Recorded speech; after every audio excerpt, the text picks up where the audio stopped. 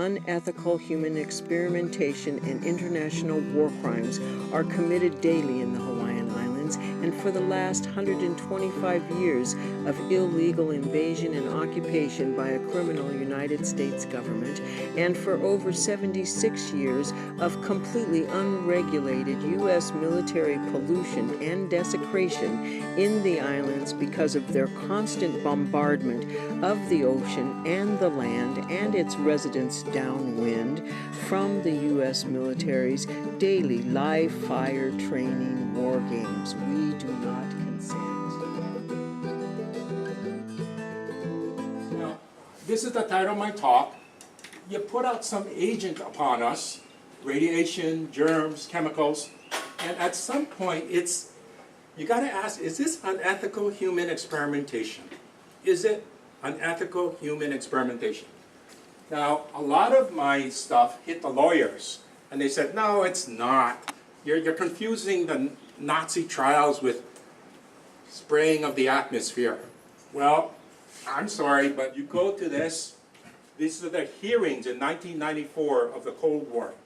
Right after the Nuremberg trials, after we learned what's unethical, the U.S. military and university contractors went and did all kinds of horrible stuff to individuals and communities for the next 8 years, and it was secret. It came out 30 years later, and in 1994, they had a hearing on this. What have we done? So we'll go over that, because what we had done and what we promised not to do again, we're doing today. We seem to have forgotten. What is a human experiment? Well, you test or you expose humans on animals, not the environment. Rosalie Bertell said that you mess with the environment, eventually you mess with ourselves, because we're part of the environment. And you expose them to something, X. I don't care if it's radiation, biological, chemical, and it's not fully understood. We're still a little uncertain about this. That's human experimentation. Now, wait a minute. Isn't this research? Research, human experimentation? No. Research is when you study something. Like, if I did a survey, what you guys eat for dinner? Who's the most nauseous guy? Oh, you didn't eat salad. That's a little research project, but I didn't experiment on you. I didn't give you weird food. A lot of times we experiment on things or people, and we do the research to find out what happened. So the volcano erupts. Well, we got SO2. I could do research, but did we experiment? Did we expose people to the fumes? Not really. Not unless you force people to go in, then that's experiment. You see, you expose some people to something not fully understood, but it's this guy, the individual. So when the community says, well, it's okay with me, but one guy says it's not okay with me, he gets to opt out. That's the beauty of human experimentation, the rules. It's the individual. Always remember that, the individual opinion. So Jim might say, hey, this is experimental. I might say, no, it's not. Well, then fine. You go breathe air, and he does it. Can you separate out? I want to talk about uncertainty. Here's a scale. Very safe, very dangerous. Now, we know some things kind of dangerous, maybe a vaccine. We know some chemicals kind of safe. So this is where you think it is. It's called the point estimate. Next, next, next, next. Okay, around your point estimate, see this vaccine? Kind of dangerous, and here's your uncertainty. Is it really dangerous? Well, we're not real sure, but it's around here somewhere. Here's something kind of safe, but I really have no idea what it does. It's the uncertainty that makes it experimental. Okay? So sometimes if I just expose us to poison, guaranteed poison, that's not an experiment, that's a crime. But when I put you to a low level, and I don't know, that's uncertain. That's an experiment. And we have rules for experiments. Why do we have rules for human experimentation? Because we love human experimentation. That moves science forward, but it has to be done ethically, informed consent. All right. When you do human experiments, you could do it on individuals. This is the most unethical human experimentation of U.S. history. That's the Tuskegee syphilis trials. Or you can do it on an entire group. The lawyers will tell you, well, hey, there's a difference. No, there's not. The US Congress ruled on this in 1994. The international agencies ruled on this. They said when you do it to an entire group, that's nothing more than a bunch of individuals. You better get everybody's informed consent. Furthermore, when you do it to the entire community, I just recertified my human experimentation rules 2 months ago. Sometimes the community has to give a consent, but never instead of the individuals. So first, maybe the Hawaiians said, well, we don't like this. But if the Hawaiians said, well, it's okay with us, you still need the individuals. It starts off with the Nuremberg trials. This is a little gory, but you have to deal with it because I had to deal with it. Nazi Germany and the Axis power. This is Dr. Ishii in Japan. Second World War. The doctors, this is the doctors' trials of Nuremberg. Turns out they did horrible things to people individually. The Jews, the Gypsies, the mentally retarded, the elderly. On the other side of the Pacific, the Japanese were doing called vivisection, cutting open people alive without anesthetics. Well, because if we put anesthetics, that might change the nature of the process I'm watching, like birth. So let's just cut them open and watch them give birth. Holy crap. Now, if you focus on the goriness, the racism, the ugliness, you will miss the point. The point of the Nuremberg trials is the Nuremberg Code. It's coming up next. And they will tell you how to do medical experiments ethically. None of these people gave informed consent. Okay? So let's try not to focus on them. There were 21 Nazi doctors, 7 were hung, 7 life imprisonment, and 7 kind of pardoned because I think they kind of spoke against it. But in the trial, this is the head, Dr. Brandt, before they hung him, he said, it was okay. We are not unethical. We did it for national interest, the war effort, and patriotism. And we also did it for science. Because you, Dr. Pang, will someday revive the jumper off the Golden Gate Bridge when he gets cold. And you learned when you cross the cold barrier what arrhythmia to watch. Yeah. We did use their stuff. Harvard said, use their stuff. Some countries said, don't use their stuff. It was unethical. But these arguments, national interest, war effort, it was ruled by the Nuremberg judges. That's no argument. National interest, war effort is not an argument for human experimentation. Okay? And neither is science. But still we like to do it. We have to do it. Also, they warned in the trial that the state courts, national, state, county of Germany or Japan, you think they're going to say, hey, I think that's unethical. No. So don't expect the countries that perpetuate these activities to say, yes, you're right, you're right. They will give you a biased interpretation, always, in the courts, whatever level, in the legislatures, whatever level. That's the ruling and finding of Nuremberg. There's actually a Nuremberg Code, 10 points. The main point is everybody in the study gives voluntary, well-informed, understanding consent to be a subject. They can choose to be in or out. Also, if they already started, like now, you keep bombing Bakaloa, you can leave at any time. Okay? And it's the individual guys who decide, and sometimes the community said, we decided for you. You cannot do this. But when the community says, one group says, you can do this, the individuals still get to say, well, not me. Next. I like these rules. I follow the rules. So when can you choose? I want to be in the experiment. Here's the doctor enrolling the woman in cancer chemotherapy. Clinical trial, one-on-one. Yeah, okay. Water additive, Flint, Michigan. Holy cow, Flint got polluted. They changed the water. They said, I think it's drinkable. A bunch of people said, I don't think it's drinkable. You're experimenting on us. You don't like it? Get bottled water. The question was, who's going to pay? Him or the government? But you can avoid it. GM food. If it's labeled, I think you could avoid it. So you get to choose, kind of, Here's airborne stuff. This is our issue. Airborne, bombing, DU. Here's the military. We did little gas mask experiments, little exercise, and they train you for a week, and the culmination of the training is you go in the room, you're sprayed with some kind of gas, you take off the mask, you say your name, rank, serial number, put the mask on, and happily on your way. And they tell you, first it's going to be perfume. If you smell perfume, not bad. Technically you're dead. You got to repeat the course. Then it was banana smell. Okay. Then pepper spray.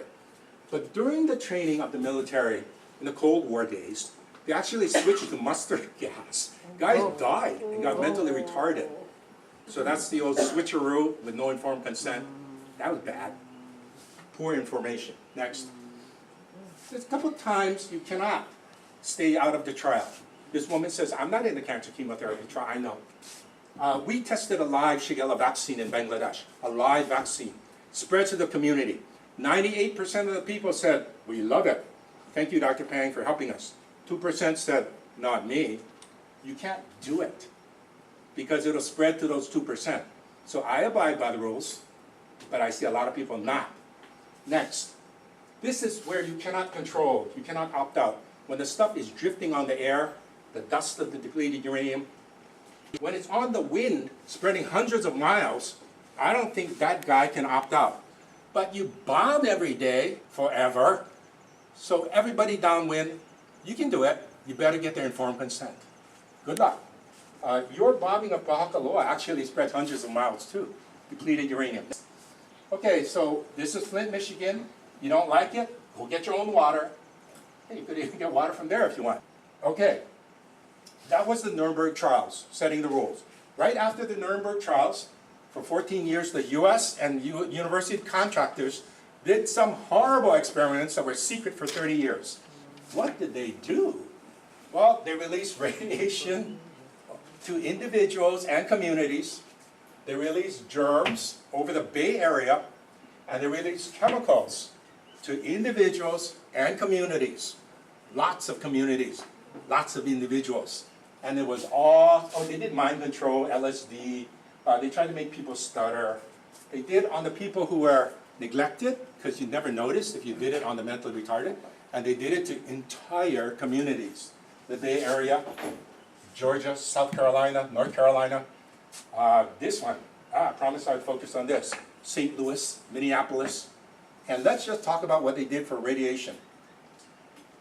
Just the radiation. In the mid-50s, they released a fine powdery green dust over the people who were playing the kids in St. Louis streets. Whoa, the kid, it was sticky. They soon got breast, thyroid, skin, uterine cancers, and the other sister died of rare forms of cancer. The woman in hindsight says, hey, we were the guinea pigs. You don't have to show harm. I mean, yeah, the sister died, but at the time you released it, you didn't know. You didn't get their informed consent. Sometimes you do experiments and it turns out well. Oh, that was great. You didn't know when you released it. You didn't get informed consent. That's unethical. Okay, so here they are spraying this, and then they released over the rooftops of St. Louis, over the poor black projects, same chemicals. Now, this was obvious. What's that chemical you're doing? So the military told them, this is a cloaking device. We will hide your community so when the Soviets attack, they can't see you.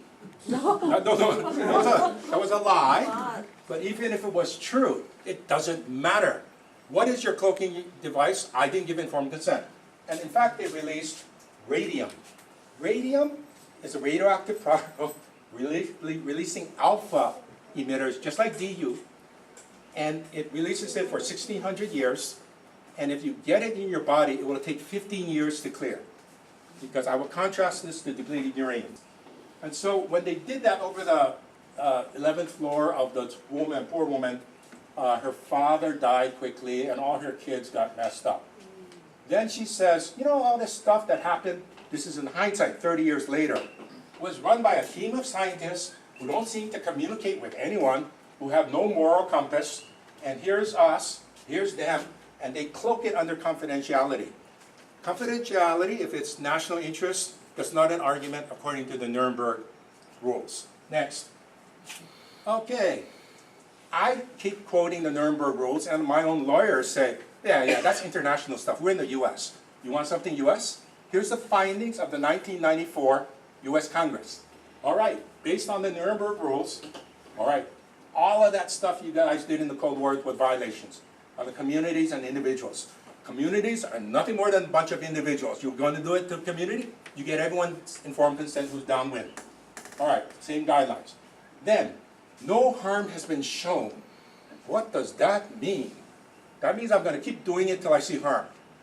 By definition of an experiment, you don't know harm.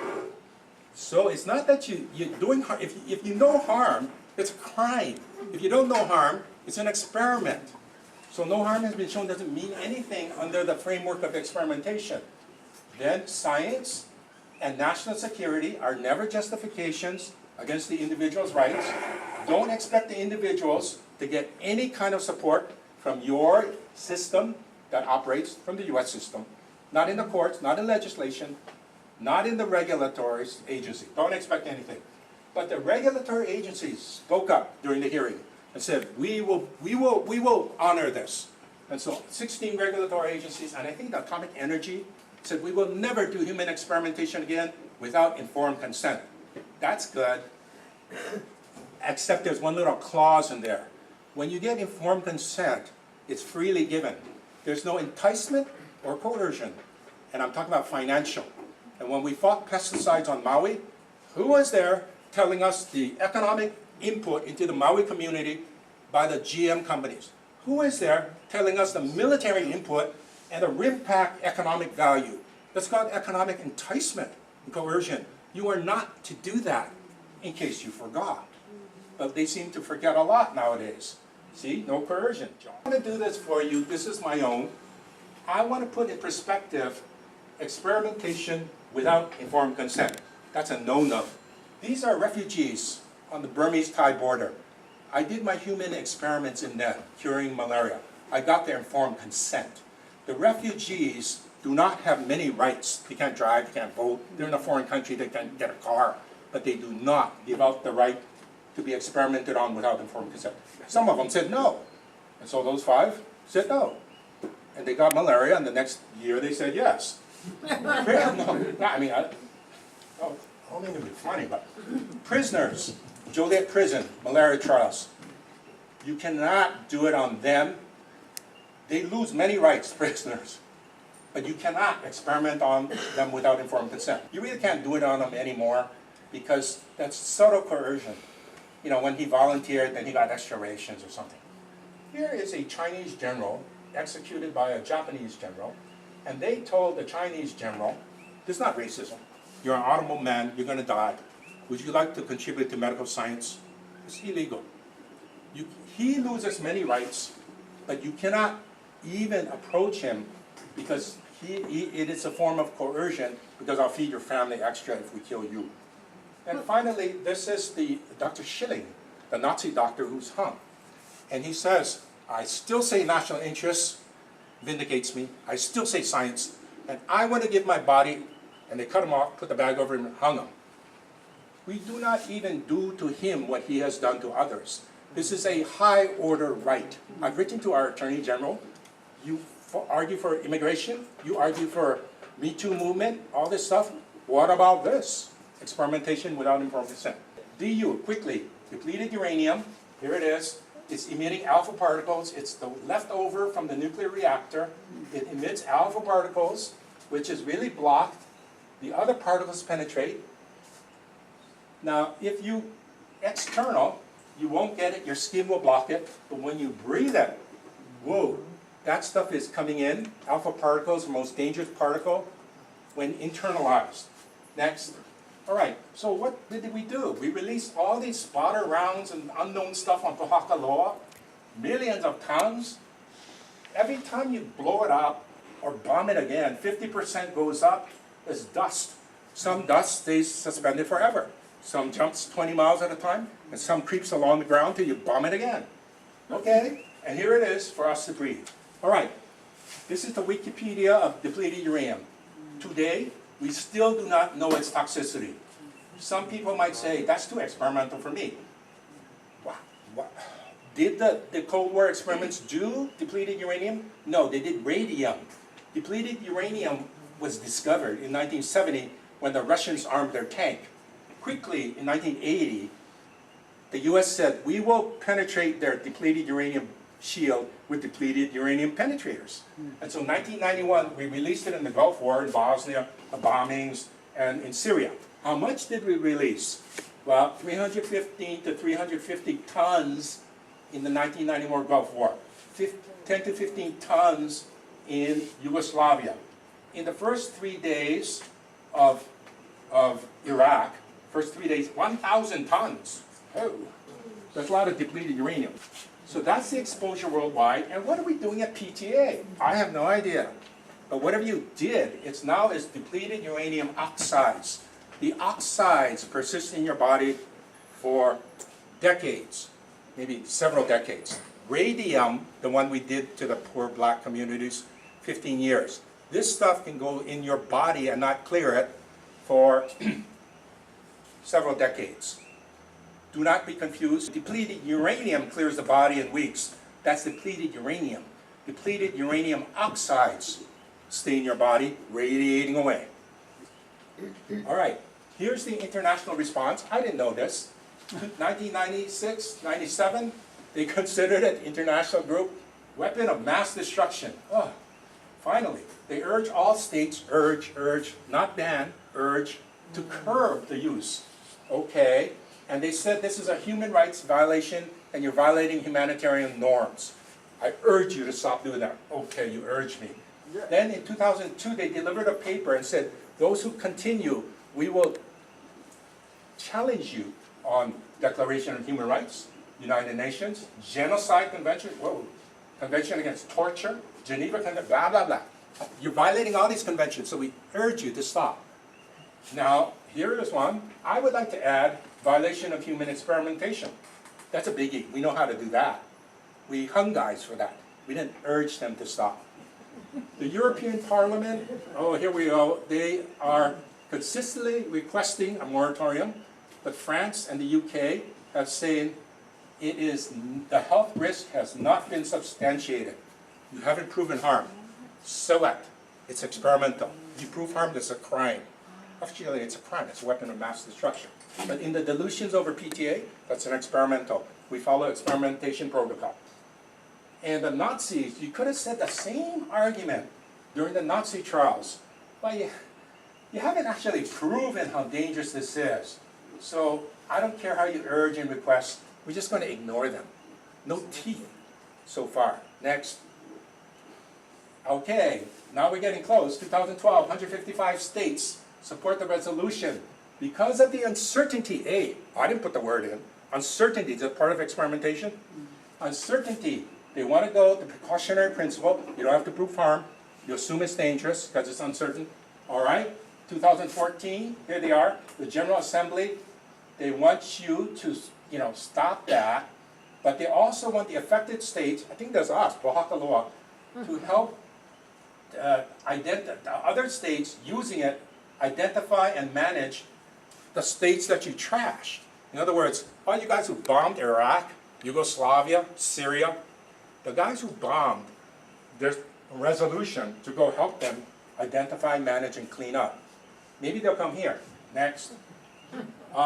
This is the final slide. I want to move this issue to human experimentation framework. It has teeth, more than just urging and requesting. It is based on the individual. Hey, two guys say no. It's on the wind. The answer is no. It's a high priority human right. It supersedes national interests, and there's questionable national regulatory decisions. No harm has been shown. Becomes a very strange argument when you're talking about experimentation. That's why you do an experiment, because you really don't know the harm. It's an individual decision, confidential, and you cannot be ridiculed for it. Now, mom's against Monsanto. Well, you guys aren't scientists. Hey, she gets to decide. You don't get to say you're dumb. Okay? You don't get to say you're not a scientist. You don't even get to know how she decided. It's confidential, her decision. Okay, all of this has precedent. Nuremberg trial, Cold War hearings, US. There's written rules. it applies to community as well as individuals. Some settings, by virus and on the air, you can't sort out who's who. Two people say no, it's no. But if two guys said no, I mean, the answer's still no.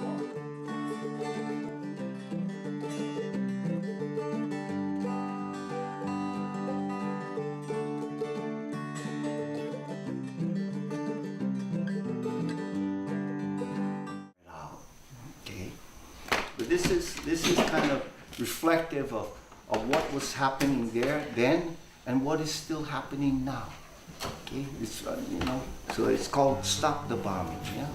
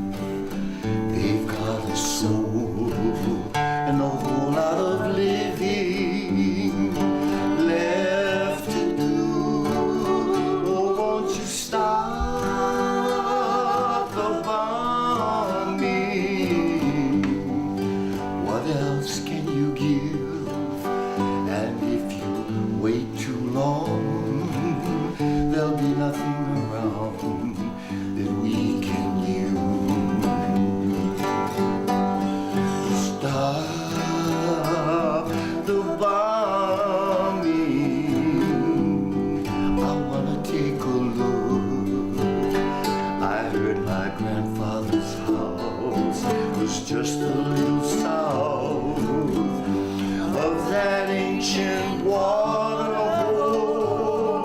Stop the bombing.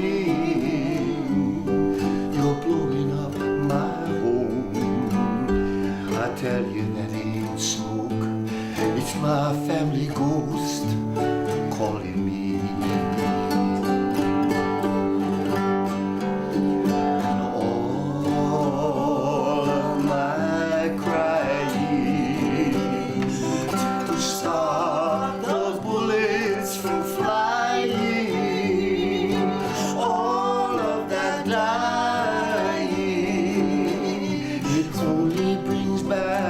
Memories of dying to be free. That's only trying to be. Stop the bombing, please. Stop the bombing, please. Stop the bombing.